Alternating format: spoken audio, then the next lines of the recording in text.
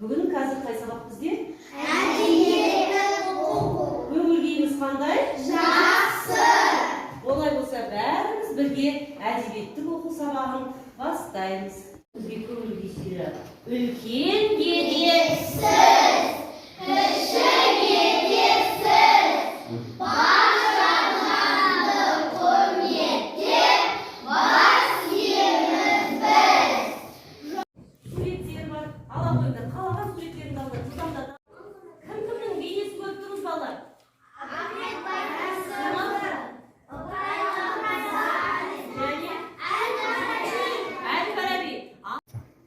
қазір балалар біз тықату ойынын ойнаймыз. Қажымқан атамыз кім болған? Балуан болған. Толық жауап береміз. Қажымқан атамыз балуан болған. Тамаша. Келесі, Қажымқан атамыздың қанша медалі бар? Қажымқан атамыздың 48 медалі болған. Тамаша. Ол кісі қай мемлекеттерге барды күресуге? Қажымқан 24 мемлекетке күресуге. Балалар, қазіргі біздің әдісіміз төңкерілген әдістер. 5 оқушыны тақтаға шақырам. Алихан, Айнұр, Балым, Мұстафа, Аяжан келіп отыр. Ала қойыңыздар тақтада төңкерілген суреттерді. Халқы үшін өздері қызмет еткен, өзінің өмірін халқы үшін пида еткен адамдарды айтамыз. Боздағымай, арысымай деп өмірден ерте өтіп, халқына қызмет еткен адамдарды. Ол кісілер кім екен? Жүсіпбек Аймауытов, Мағжан Жұмабай, Міржақып Дулатов, Ахмет Байтұрсынұлы, Шәкәрім Құдайбердіұлы. Тамаша, есімізде сақтаймыз. Бала Ахмет. Аша қойыңыздар кітапты.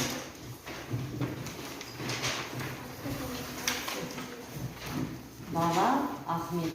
Оқу техникамыз жылдамдату үшін, қатесіз, регрессиясыз оқу үшін қазір біз мөлдірені сызғышпен мәтінді оқимыз. Қазір мен 1 минутты белгілеймін, кім қанша сөз оқитын белгілі болады. Кәдеге мөлдірені сызғышымызды қоямыз. 1, 2, 3, бастаймыз. Мәтіні 3 бөлікке бөлуге болады. Тамаша, олай болса, ал сіздер мәтіннің соңын ат қойып жеңіздер. Жылдамдату қандай ат қояр едіңіздер? Ақтасыздар. Ең соңғы бөлімге қандай ат қояр едіңіздер? Ақтаса қойыңыздар.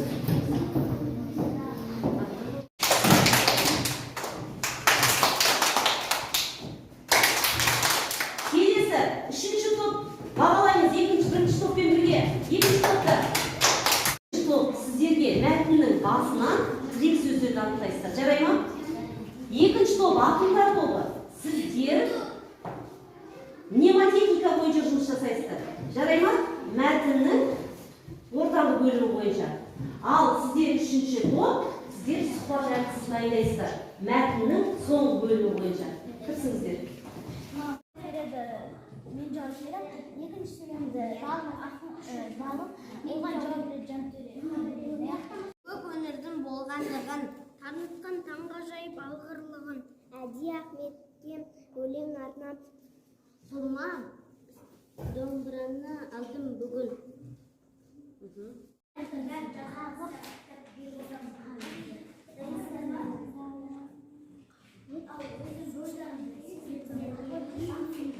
Әр сөйлемде бір тірек сөз алыңдар, балалар? Кәнеки, бәріміз өкпеміздегі ауа таза шықсын, тыныс алу жаттығуын жасайықшы, кәнеки. Лабырақты бейт сарқатамыз.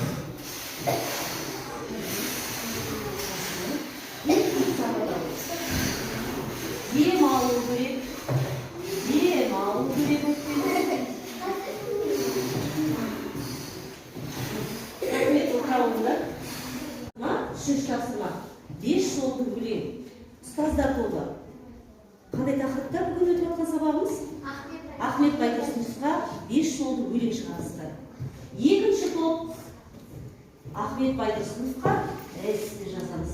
Тақырыбы бала Ахмет. 3-ші топ антиципация. Болашақты болжайсыздар.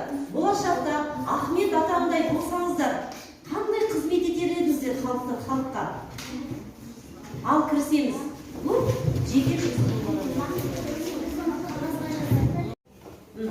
Тамаша, олай болса бірінші топты ортаға шақырамыз.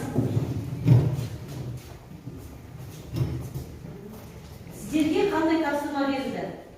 Бізге 5 жолдың өлең шығару берілді. Тамаша, кімге арнап шығардыңыздар өлеңді? Ахмет Байтұрсынұлы. Тамаша, ал 5 жыл өлең тыңдайық. Ахмет ұстаз әліппе шығарды, білім ғылым таратты, ағартушы. Тамаша. Кәнекей, бәріміз баспалдықпен бағалап жіберейікші. Қалай бағалаймыз? Тамаша, отыра қойыңыздар. Екінші топты ортаға шақырамыз, ақындар тобы. Соңына жетті. Бүгінгі сабағымыздың тақырыбы кім туралы еді? Ахмет Ахмет.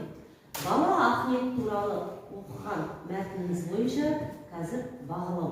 Егер де семантикалық картада 10 сұрақ берілген, 10 сұрақты толығымен жауап берсеңіздер, сабақта 10 бал аласыздар, 9 сұраққа жауап берсеңіздер, әр сұраққа 1. Әткеншек әдісі бойынша қатеңізді тексерейік. Ауыса қойыңыздар. Иә, қанша қате жіберіпсіз? 2 қате. Тамаша, қатеңізді сөйлей қойыңыз. Жантөре, сіз қанша қате жіберіпсіз? 3. Сонда сізге қанша бал болды? 7 бал болды. Тамаша, сіз қанша қате жіберіпсіз, Аяжан? Мен 10 балы жинадым, ешқандай қате болмады. Тамаша, ал сіз қанша қате жіберіпсіз бұлтасыз? Мен 3 қате жібердім. Сонда сізге қанша болды? 7. Сабақта жеткен жетістігіңізді балалар, мынандай баспалдақ арқылы белгіледіңіздер. Кәнекей, белгісі саламыз. Сабақта қай баспалдақта тұрмыз? Сабақты қаншалықты баспалдақтасыз? Мен көп баспалдақтан өйткені маған достар көмектесті. Жарайсыздар балалар. Көңіл-күйде болдық па сабақта? Иә. Орташа көңіл-күйде болдық па? Жоқ, мұңлы болдық па? Кәнекей, бәріміз смайлікпен көрсетейікші. Мысалға мен мынандай көңіл-күйде болдым. Кәдімгі өзіміз смайлік боламыз.